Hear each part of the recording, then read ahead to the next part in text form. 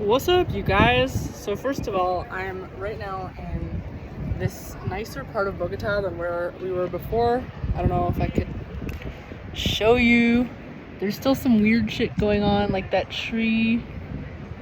It has I don't know. It has got like these suitcases and stuff around it. There's just like a lot of weird stuff. There's a lot of weird stuff in Bogota. Like, follow me on Instagram or Twitter or whatever, and I'll start sharing some pictures of just random stuff we see while walking around. Like, there's just a lot of weird shit. There's a lot of weird shit, and it's normal for people that are here. But like, for example, just random things that look kind of valuable tied to like trees, or people selling things that you wouldn't normally see being sold in the street. Like, I don't know, there was like animal parts, but not like for food, more like just for decoration, like taxidermy or something like that. And so I don't know, just random stuff like that. There's a lot of there's just like a lot of interesting weird stuff. But anyway, I logged onto Twitter yesterday and I was like, wow, I feel so out of the loop with politics, because I've just been in a different country and the politics in this country are so different. It's just like a totally different ball game.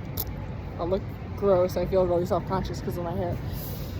But it just feels like a whole different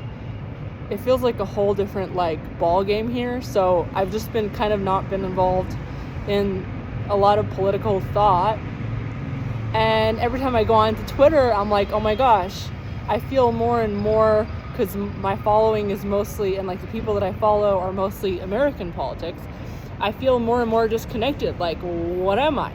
What do I agree with? What is going on? Why are people saying this and that? Like, I'm starting to get confused the more I spend time away from American politics, which is good. It's a good thing, because then it means that I won't be so angry all the time, because I won't even know what's going on. But I've just been thinking about it. Like, okay, now that I've been separated from like the actual narratives a little bit, and I'm like becoming more and more clueless about certain political dynamics in the US,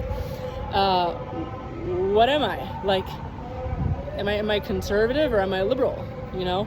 And because there's some things, like, even though I've always been on the conservative side, I mean, since I started going into politics, I've worked for conservatives, I've been around conservatives, I've been friends with conservatives. The people who hated me were usually people that were on the left, or the people that tried to sabotage me or mess with me or whatever. They're always people on the left.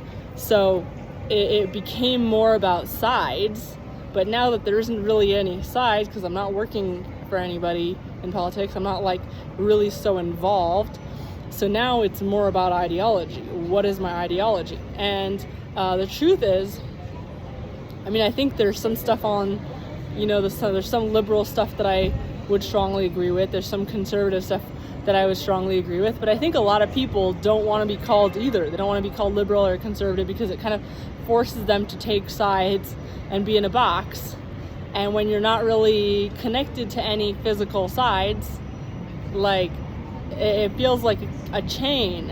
It feels like you have to defend everybody that is on that like side, and then you also have to take the blame for everything that everybody on that side does. And then and you also it also feels like you have to agree with everything they say, and agree with everything that one side does or says, and like it feels, and then you just can't live your best life, because you're trapped into like this dynamic of left and right. And I mean, ideologically, there are some things on the right that I tend to agree with more, like, you know, and they even have kind of a left and right here in Colombia, but I don't understand it. I really don't understand it. Like, it's very confusing to me. So they have like, you know, they have like the people that are, again, you know, that want higher taxes, that want like more communism and stuff like that. But it just looks different. It looks very different and very confusing to the kind of like lefties that I'm used to back in the US. And so, anyway, I would say fewer taxes and regulations. I like that. Fewer taxes, regulations, fewer government control, less government control, but still a strong justice system. I like, people having freedom with their bodies. That includes if you want to get an abortion, I don't think that I have to be ideologically in love with your personal body choices in order to let you do it. And it's like, some people are like, oh, well, abortion's murder, and, I don't take that lightly. If something is murder, then it's terrible and there should be a justice system to protect it. But I think there's certain things when it comes to murder that is happening in your body, it becomes a little more personal, and I don't think the government should be like dealing with that. I don't think the government should be dealing with your kids. I don't think CPS, Child Protective Services, should be able to have so much of a say in how you raise your kids. Yeah, there's some people that are like effed up and torturing their kids and doing bad things to their kids. There's all kinds of people like that in the US, and ideally we don't want that. But I think, like, if you're gonna spend so much money, time, taxpayer money, time, energy, like, I would say first go after people that are doing that to other people's kids, and then, so like just stuff like that. There's a lot of gray areas, for me at least, in my mind, because it's not as, I think there's like priorities. If you're gonna be taxing people, and I'm not like a true libertarian. I'm not like, oh my god, all taxation is theft. I'm definitely on board with some taxes, if you believe in what the government's gonna do for you in return. But the way that things are right now in the US, it's just way too much taxes. Like 50%. Literally, if you're in California and you're in the highest tax bracket, which is not actually that much money for California, 50% is of your money, of your income, is going to taxes. And that's just income taxes. That's not including any of the other like barriers that you're gonna have living there. That's crazy. If 50% of your money is going to taxes, California should be heaven. It should be a heaven. There should be no homeless people on the streets. Everybody should be happy. There should be no mental health problems. Nobody should be beating up their kids. Like, it should be perfect. But the fact is that it's not, because it's not a good system. It's not a good system when you're like, controlling people like that and taking 50% of their income in taxes. Like, that's crazy. So I guess that's what my political views are. I don't know. Just freedom, like, limited taxes and regulations.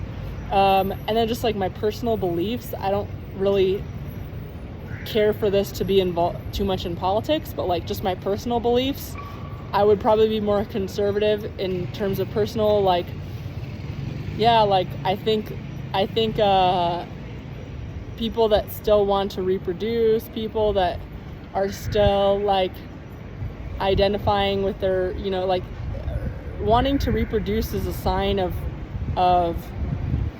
it's just a sign of a healthier culture. It's a sign that you're optimistic about the future. It's like, I would never want the government to be involved, or like politics or politicians to be involved in like whether you want to reproduce, whether you want to start a family, whether you want to identify as your own gender or be with yourself or this or that.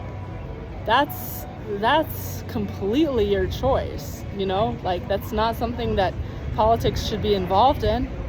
That's so personal. It's so, and I've had times in my life when I was like, oh, I don't want to have any kids. I don't want to be, I want to be with myself. I want to try like with women maybe, like, that's not anybody's business. That's not, so I don't even think that should be in politics. I think that's like your personal thing. But I do think that if like 1 out of 3 children in the United States like public school system is identifying as like not what they were born as, that is a huge red flag. Like, I'm not going to come and say, ban all those children and put them in jail. They're kids. But I am going to say, like, examine your parenting, examine your school system, examine the economy, what's going on, why are people hurting so much? Because that's a sign of pain. 1 out of 3 kids in the school system is not identifying as their own gender, which is a biological, it's even stronger than race. Race is just your skin color. It's just, where you were born. Gender, that's predetermined from when your grandma had your mom. Like, that's, that you don't have any control. You don't have any control over, like, your XY chromosomes, And so, if 1 out of 3 people doesn't feel okay with themselves, that's people that are hurting. That's pain. And that's a sign of a culture that is maybe struggling a lot. So either I would say for me, if I were having kids, if I were bringing people into the world, it's not their choice to be brought into the world, but at least, I'd want them to be in a world where there's a little bit less pain. I wouldn't want to have kids in that culture. I wouldn't want to, like, force them to be in a because that's a sign of pain. That's a sign. It's not that I wouldn't want them to be around people that are identifying as different, but it's just that it's meaning that's not a cause, that's a symptom. And I wish people would see it more like that, like, the culture of, like, we wanna tax everybody up the wazoo. We wanna take away people's freedoms. We wanna we wanna, like, have the government recognize the gender ambiguity stuff. Like, that's not a cause, that's more a symptom of pain. That's a culture that's in pain. So I wouldn't want to raise my kids like that. I wouldn't want to raise my kids. It's not that I'm trying to, like, take away, it's not that I want that to be even a governmental thing or a political thing. It's just that, like, why is that even a thing? Why are people even, why is that part of political discussion? And I know why. It's because people are struggling, and really the reason why people are struggling is because of the economy. It always comes down to the economy, like Bill Clinton would say, right? So if you could figure out a way to fix your financial situation, make it better. If I could, like, help the world, I don't care where you are, left or right, or whatever your ideology is. If you can figure out how to feel better and safer financially and find a way to, like, survive in the world, like, I guarantee you a lot of your other problems are just automatically going to get fixed. And right now, a lot of people in the US are struggling financially. So anyway, that's my political view. I have no idea what I just said. So hope that was great. Hope that was a great enlightening video. And I want to make more, like, vlog style, showing you guys what we see on the streets, because there's, like, some really cool things we've been seeing. But this place is boring. Just buildings, just government buildings. So, all right, see you guys later.